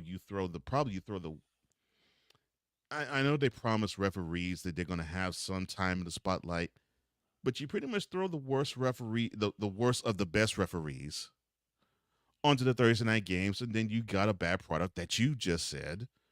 It just shines through, and it's unfortunate. It's unfortunate that's the case. It is, and I go along with that too. Honestly, there's always a lot of layers, and not just one thing. Obviously, there's a lot of things that go into these type of situations, and I just believe that as a fan, you just want what's best for. Once again, I know dog in the fight for either team, but for me, I can't even enjoy it because of all these bogus calls, and it's just I can't. So I had to cut it off. I forgot what I watched. I think I went on to Disney Plus or something altogether different at one point, but yeah, I just had to turn away altogether. So there you go. Disney Plus. Yeah, I'll watch Disney Plus, man. I'll enjoy it. Oh, no, with that. I love Disney Plus. Go ahead. Oh yeah. So inside the NBA host course, Ernie Johnson, Shaquille O'Neal, Charles Barkley, Kenny Smith will share the screen with ESPN's NBA host Michael Wilbon and Screaming A. Smith for the NBA in-season tournament, which I would never understand. And that will be on December 7th. And they will have a blended coverage. Now, I love it, with the exception of Screaming A. Smith being involved. I think it's brilliant. I love Michael Wilbon, Chicago's very own. Been following him for years. A great commentator, fantastic insights around the horn. He's been on there for you at one point, a Parliament interruption in the beginning, earlier stages of ESPN, where they were, trying to find their way show-wise. Him and Tony Kornheiser are like the old school guys on that program, and it's really great to see him in this element. What I believe is Inside the NBA is the best sports program across the board, no matter what sports show it is. They hands down. Hands down. But yeah, best sports studio show in the business today. You won't get a debate from me on that. Fantastic. So that's going to happen December 7th. Again, I just have to do one of these numbers when Screaming Nate Smith is on there, so I won't see his ass. But everybody else, I definitely want to see commiserate and go back and forth. I will bond, of course, with those guys. It's instant classic already. We haven't even seen it yet. Just knowing their talents and what they bring to the table is going to be great. But Screaming A, no, I somebody should give him some X-Lax the night before, disguised as some food. If he likes chocolate, put it, and then he could be sick that day, and just be on the toilet all day long, so he won't go. That'll be great for me if he was absent and he had the bubble guts or something like that. So that'll be fantastic. But we can only wish, we can only hope. But I don't think it would happen. But you never know. The bubble guts fairy might come out and say, "Yeah, Bass, let's make that happen." So all praises due to the honorable bubble gut fairy. So we'll see what happens. You too much, man. Okay. I know it because you explained it to me. For those who don't, why do you have disdain? Almost sounds like it's not quite a strong enough word, but why do you have such a distaste for, as you call him, Screaming A. Smith? As I said before on this platform and others, I respect the fact that he has achieved what he's achieved. As a broadcaster who happens to be black, I don't like the act that he does. I think the act is a terrible merger of a wannabe Morris Day and the Jefferson Season 5. I think it's terrible. I think when you merge those two things together, you get Screaming A. Smith. So I don't like the act. And there's certain people that you gravitate towards. I every time they bring up the Jim Valvano time on ESPN, I think about Stuart Scott. Stuart Scott to me was the epitome and the best of what you want in the broadcaster. He's one of my favorites. I'm sorry that he's gone.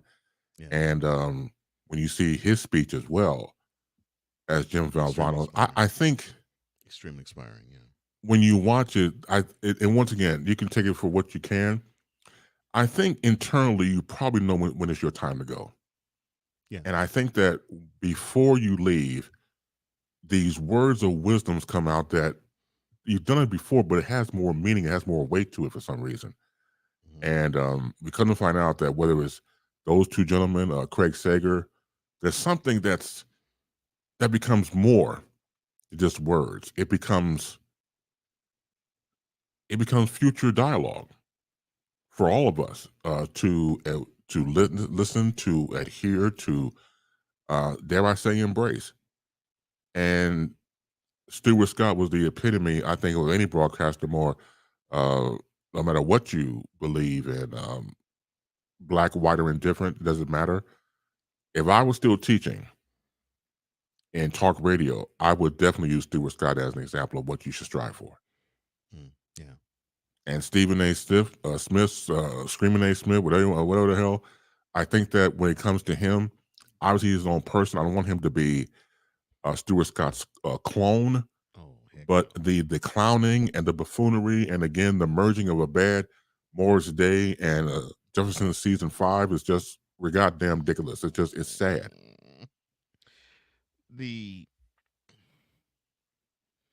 All right, so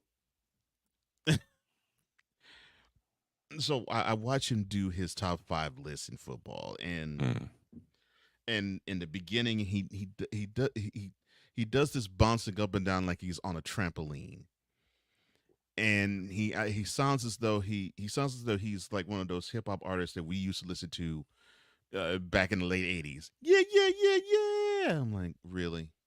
And then at the end of it, if the analyst pool gives him a high grade, he does this strut where it's like, really.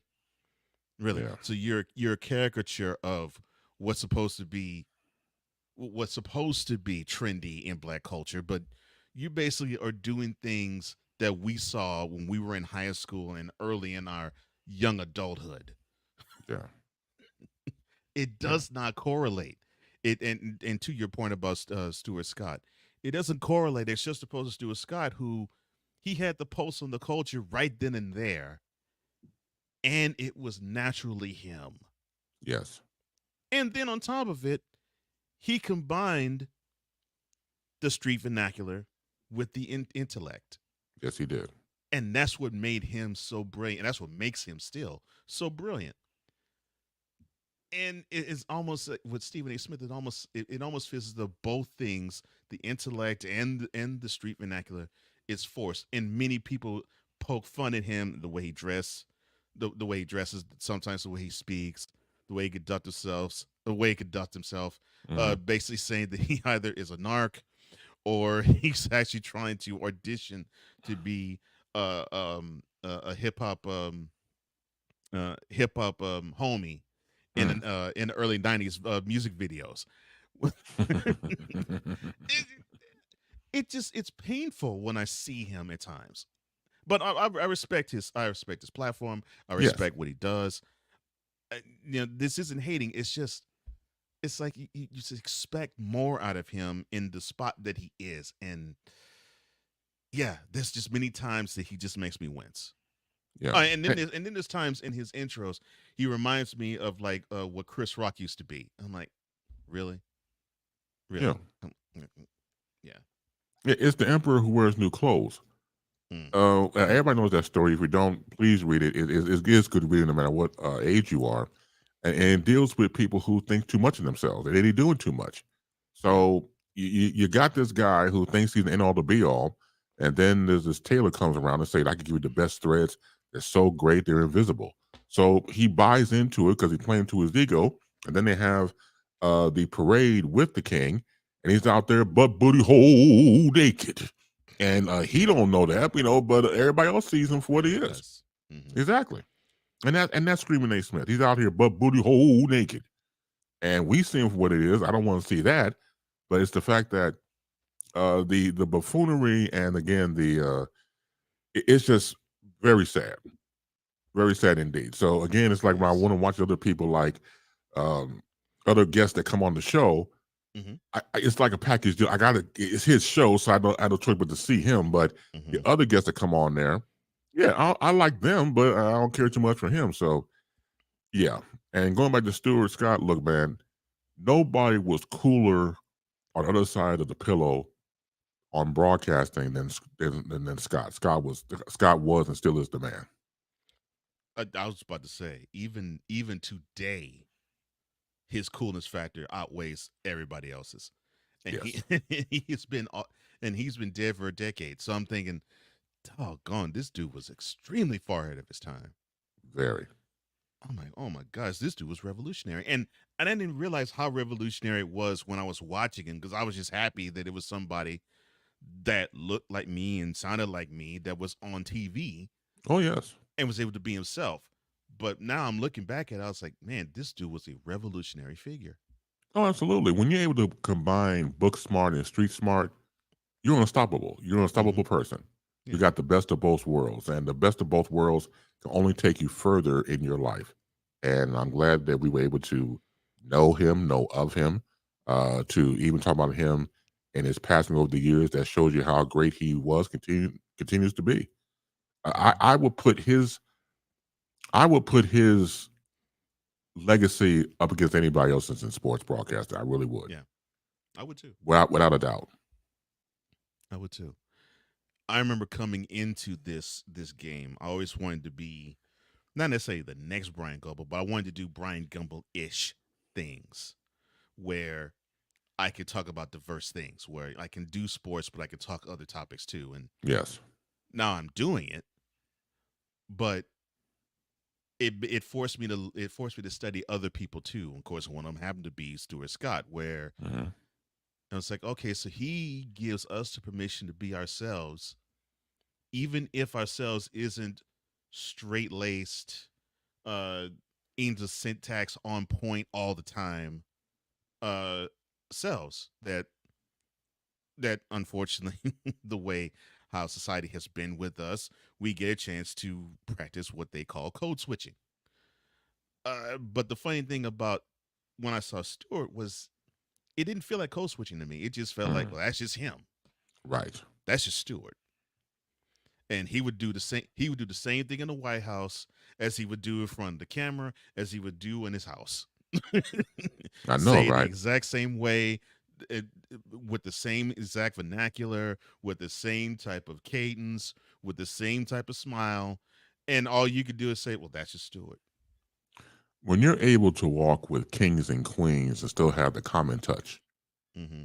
you're that person. You're that woman. You're that man. Or whatever you want to label yourself these days. You're that person because you don't code switch. It's who you are, no matter where you are, Mm-hmm. and that alone, I think, takes guts. Because a lot of people do code switch. A lot of people do wear masks when they leave their homes, and you comport yourself a certain way. But when you're comfortable in your own skin and can be that way wherever you go, that's a magic. That's great. Mm-hmm. Not everybody can do that. No. And that was the big time lesson I learned from him. I was like, just be me. No matter what it is, just be me. I mean, Stewart's that way. And I'm not all the way like how Stewart was. I mean, I don't, I could do certain things like booyah. I mean, I could do that if I wanted to, but of course that would be a bit forced. Mm-hmm. But I mean, I'd play an element. That's sort of that's me. So I would do the same thing if I was with my wife. I'd do the same thing if the camera, if the red light was off. And that was a really big time lesson for me to learn. I was glad I got a chance to learn it and understand it from someone that was an expert in just being himself. Absolutely. And I love how you said that he can wine and dine with kings and queens with the common touch. I love that. Yeah, you could do that. Do anything. Yeah. Yeah, that totally is him. Recommendation video wise or go online streaming services, please go to Prime Video, check out Bye Bye Barry. Yes. Barry Sanders' story. It is fantastic. And sometimes we forget how great these people are. I forgot because, again, being the same division as us, the Suffering Bears, I always rooted for Barry because Barry put on the show. And Barry was just dynamic and was about another person here at that time as a running back. Had a great father in his life. You get a chance to, of course, see his background of who he was and who he still is. Please, Prime Video, Bye Bye Barry, about Barry Sanders. It is must see. Yeah, it is. So I was on Mariah McCarthy's show, No Credentials Required, on Thanksgiving, and they talked about Bye Bye Barry, and I didn't see the documentary at the time. And I'm a huge Barry Sanders fan. Of course, I did see the documentary, and it made me a bigger fan of him than I was already. And I agree with you. That is must-see viewing. Oh my gosh. If you thought that you would love Barry Sanders before, you will love him even more after this. I agree. You will love him even more. I agree. And yeah, I love Barry. Always have. Always have. And I love him more now. Same here. Love him more. I have a neighbor update. So, okay. So I have another package being delivered here. And again, I told you before, the buzzer doesn't work, unfortunately, in my building until they get it fixed, which is on deaf ears of management. They are here. So, of course, getting the tracking to see, then you get a chance to go out and meet the person, get your delivery. So, my next door neighbor, again, we could hear each other's buzzers when they were buzzing. I'm walking out. Now, I didn't get a good look at her, but she was scantily clad. She had on a not I was gonna say a buzzer. That would be great. She had on a bonnet, kind of like I don't know, some bra and panty thing going. And I'm trying not to look at her because I wasn't trying to go there. And she was like, "Going out for get your package?" Yeah. First of all, how do you know? You know what I'm saying? Because, see, people who see me for the first time, whatever. Unfortunately, you've got sticky fingers, not the rapper. Sticky fingers around here, like to steal packages around here. So I come to the conclusion that one of them has to be my next door neighbor because she's always looking out for people's packages, not to get her own, but to see if you got one so she can take her sticky fingers and take it. Oh my gosh. So I got my package. I went out there and got it from the Amazon delivery person, and they take the picture of it, where they take a picture of it and then they give it to you, whatever. But still, the fact that you still have someone who is chomping at the bit, who has no life whatsoever. I don't know if it was the regular lady or her sister, because it didn't look like somebody looked like her, whatever. But whoever it was, is part of the Sticky Fingers organization, I believe, next door to me. Right, it's the organization, Doc. So I'm like, you gotta be kidding me. So it's amazing when these things happen. So this is the second or third time that this has happened. I told you the time. Well, once again, I got this mug here, got this tumbler here from my youngest daughter for my birthday in September. And that's when the buzzer were working. I go out to get it, it's not there, and she has it, Sticky Fingers next door. You know how you tuck your football underneath your armpit? Yeah. She had it like that. You know what I'm saying? She had it like that, and she was about to go into her apartment. I said, excuse me, I was going to take the package and put it by your door. No, you wasn't. You about to go in there and take this. You know what I'm saying? You don't take it. Hence the name Sticky Fingers. Oh my gosh. Yeah. Now when I saw that, her taking my package again, that's not putting it by my door. That's taking the package and putting it underneath your arm and trying to make a beeline into your household. Mm-hmm. So that was proof then about taking the packages. Well, a teenage says, you know what you should do? You should install security cameras. Man, I'm telling you, look, they know me at the management, man. They know me by face and name. We called them. I think one time we had a Zoom call at one point. So yeah, it's just they need their asses. They need to be caned too. The management here at the apartment. Everybody need to get it, man. Why caned? Oh my gosh! I go back to caning. caning. To feel the pain. Oh my yes. gosh! Yeah. Yes, I do. Cane their asses, man. Oh my gosh! Oh Lord! All right.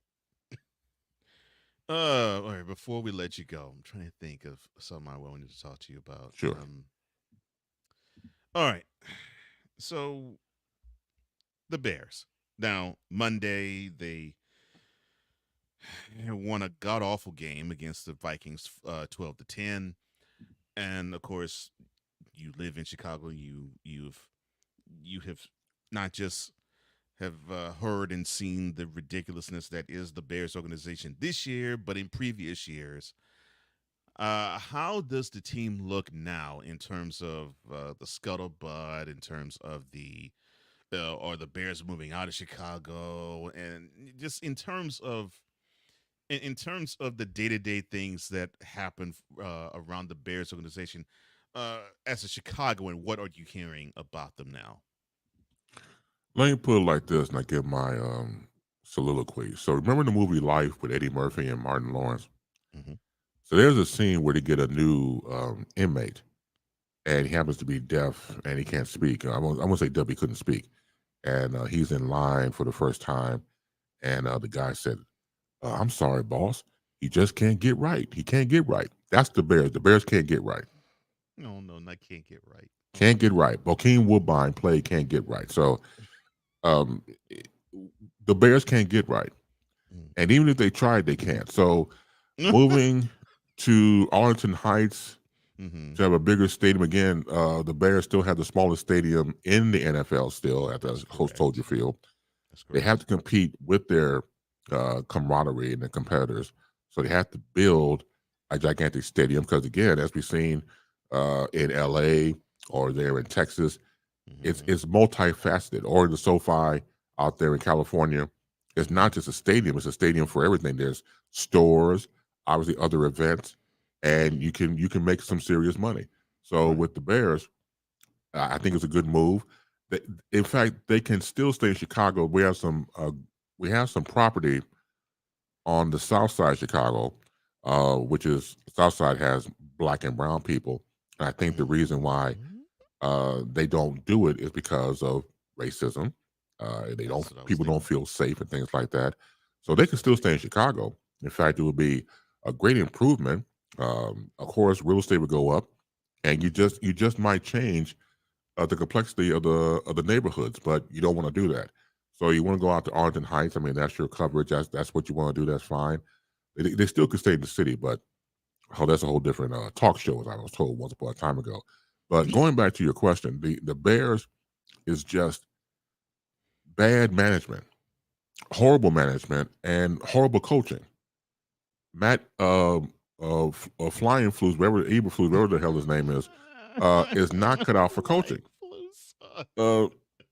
Certain No, he's not. people just are not meant to coach. You could be a fantastic coordinator, but you're not meant to coach. Mhm. And that's the thing with Matt. Going back to say in Justin Fields' situation, Mhm. I really believe they're going to move on from Justin. I really believe that. I know it doesn't make sense, but here's why. A lot of these people who get these jobs as president, general managers, they want to bring in their own people. They want to have their own legacy to build upon. Some people, even though they're here and they're still in beginning stages or haven't worked out well, they want to start fresh. And so it would not surprise me that what Justin Fields is going through right now pretty much is audition for his next team. They had the number 1 pick. Right. They've been salted on in the moons, rightfully so, for not picking Patrick Mahomes. Right. They could have and did not. See what Patrick Mahomes has done. But I'm glad he went to Kansas City because had he come here, it would have wasted his talents. So kind of similar to Justin Fields. Now, I still believe it's an audition for his next team. Going back to just horrible coaching, they need to just start all over again. They need to just scrap and just start all over again. And I think what they're going for is to get Caleb Williams out of USC or somebody of that nature and start all over again. I do believe that if they keep Justin Fields, I think that pretty much, unless you get a new coach, and they should, because I heard rumor that he's on the outs as the end of the season starts, whoever they get, they have to realize that we have to stop the rebuilding crap. All my life, whether it was the Bulls or the Bears, we're rebuilding. You'll be rebuilding now for 25, 30 years, sometimes plus more than that. So that angle has to stop. But in this situation, blow the team up, start all over again. That's what I think. Because right now, you couldn't get a first down, and if you had you couldn't get a first down if you want to get a ham sandwich. There was a ham sandwich on the line of it was on the line right there. Ain't nobody going to eat it because everybody's all over the place. Oh my gosh, you still got me on the Matt Flying Flus. Yeah.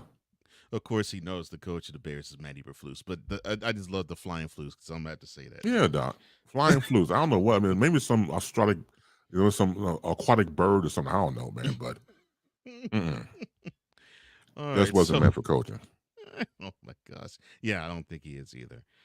All right. So, what do you have on tap for Baseline tomorrow morning?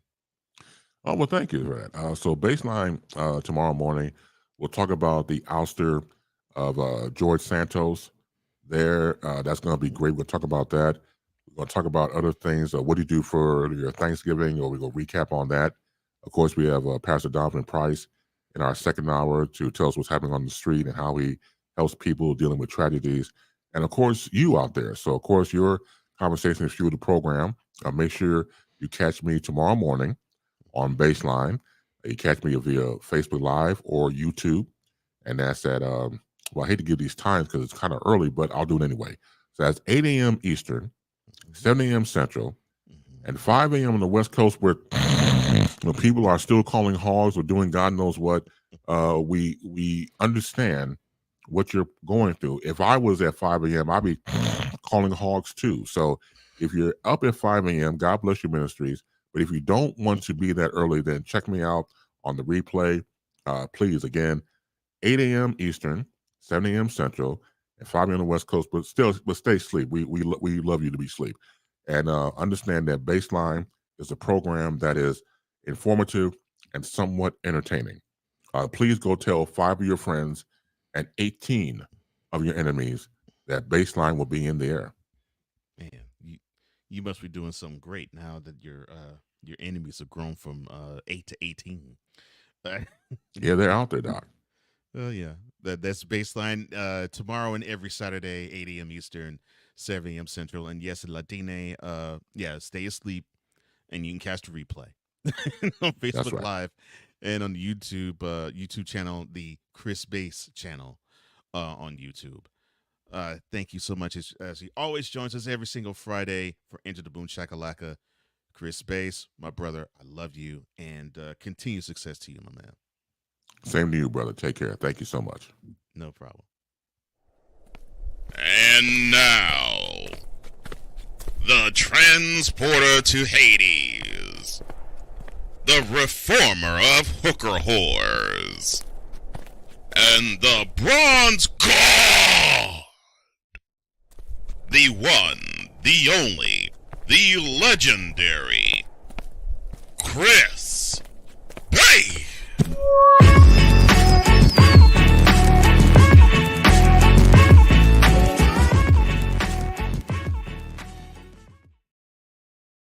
Again, that is the wonderful, the incomparable Chris Bays. Glad that he always joins us every single Friday at our Bottle Vow number 2. He always sends us off to the weekend in style, and he has done so once again. And so we want to thank the Fanatics Feedback Zone for joining us as they do every day. And I guess I'll employ the same thing. Implore you to employ the same thing. Yes, tell 5 of your friends and 18 of your enemies that Snowman the Morning with Cole Johnson is here every weekday, 10 a.m. Eastern, 9 a.m. Central, and 7 a.m. on the Pacific time zone. But until then, we will bid you adieu. Well, we're glad to have you here. We're glad that you're in the listening audience and viewing audience seeing us. For Snowman and the Morning with Cole Johnson, I am Cole Johnson here to say, imparting as we always do. Take care. God bless. Remember to make your next week your best move. And always remember, if your dreams don't scare you, then they're simply not big enough. Dream big, do bigger. And on behalf of all of us here, we will see you Monday at 10 a.m. Eastern, 9 a.m. Central. Enjoy. Snowman the Morning with Cole Johnson. And enjoy your rest of your day and your weekend. Hey, ain't nobody calling me, texting me, paging me, asking me, are you still involved? But you still ain't going to Super Bowl. Calling me, texting me, paging me, asking me, am I still involved? Y'all usually check on. Don't give a crap. Still involved. I'm still involved. Woo, oh, shut up, my boy. Shut up. Still them boys.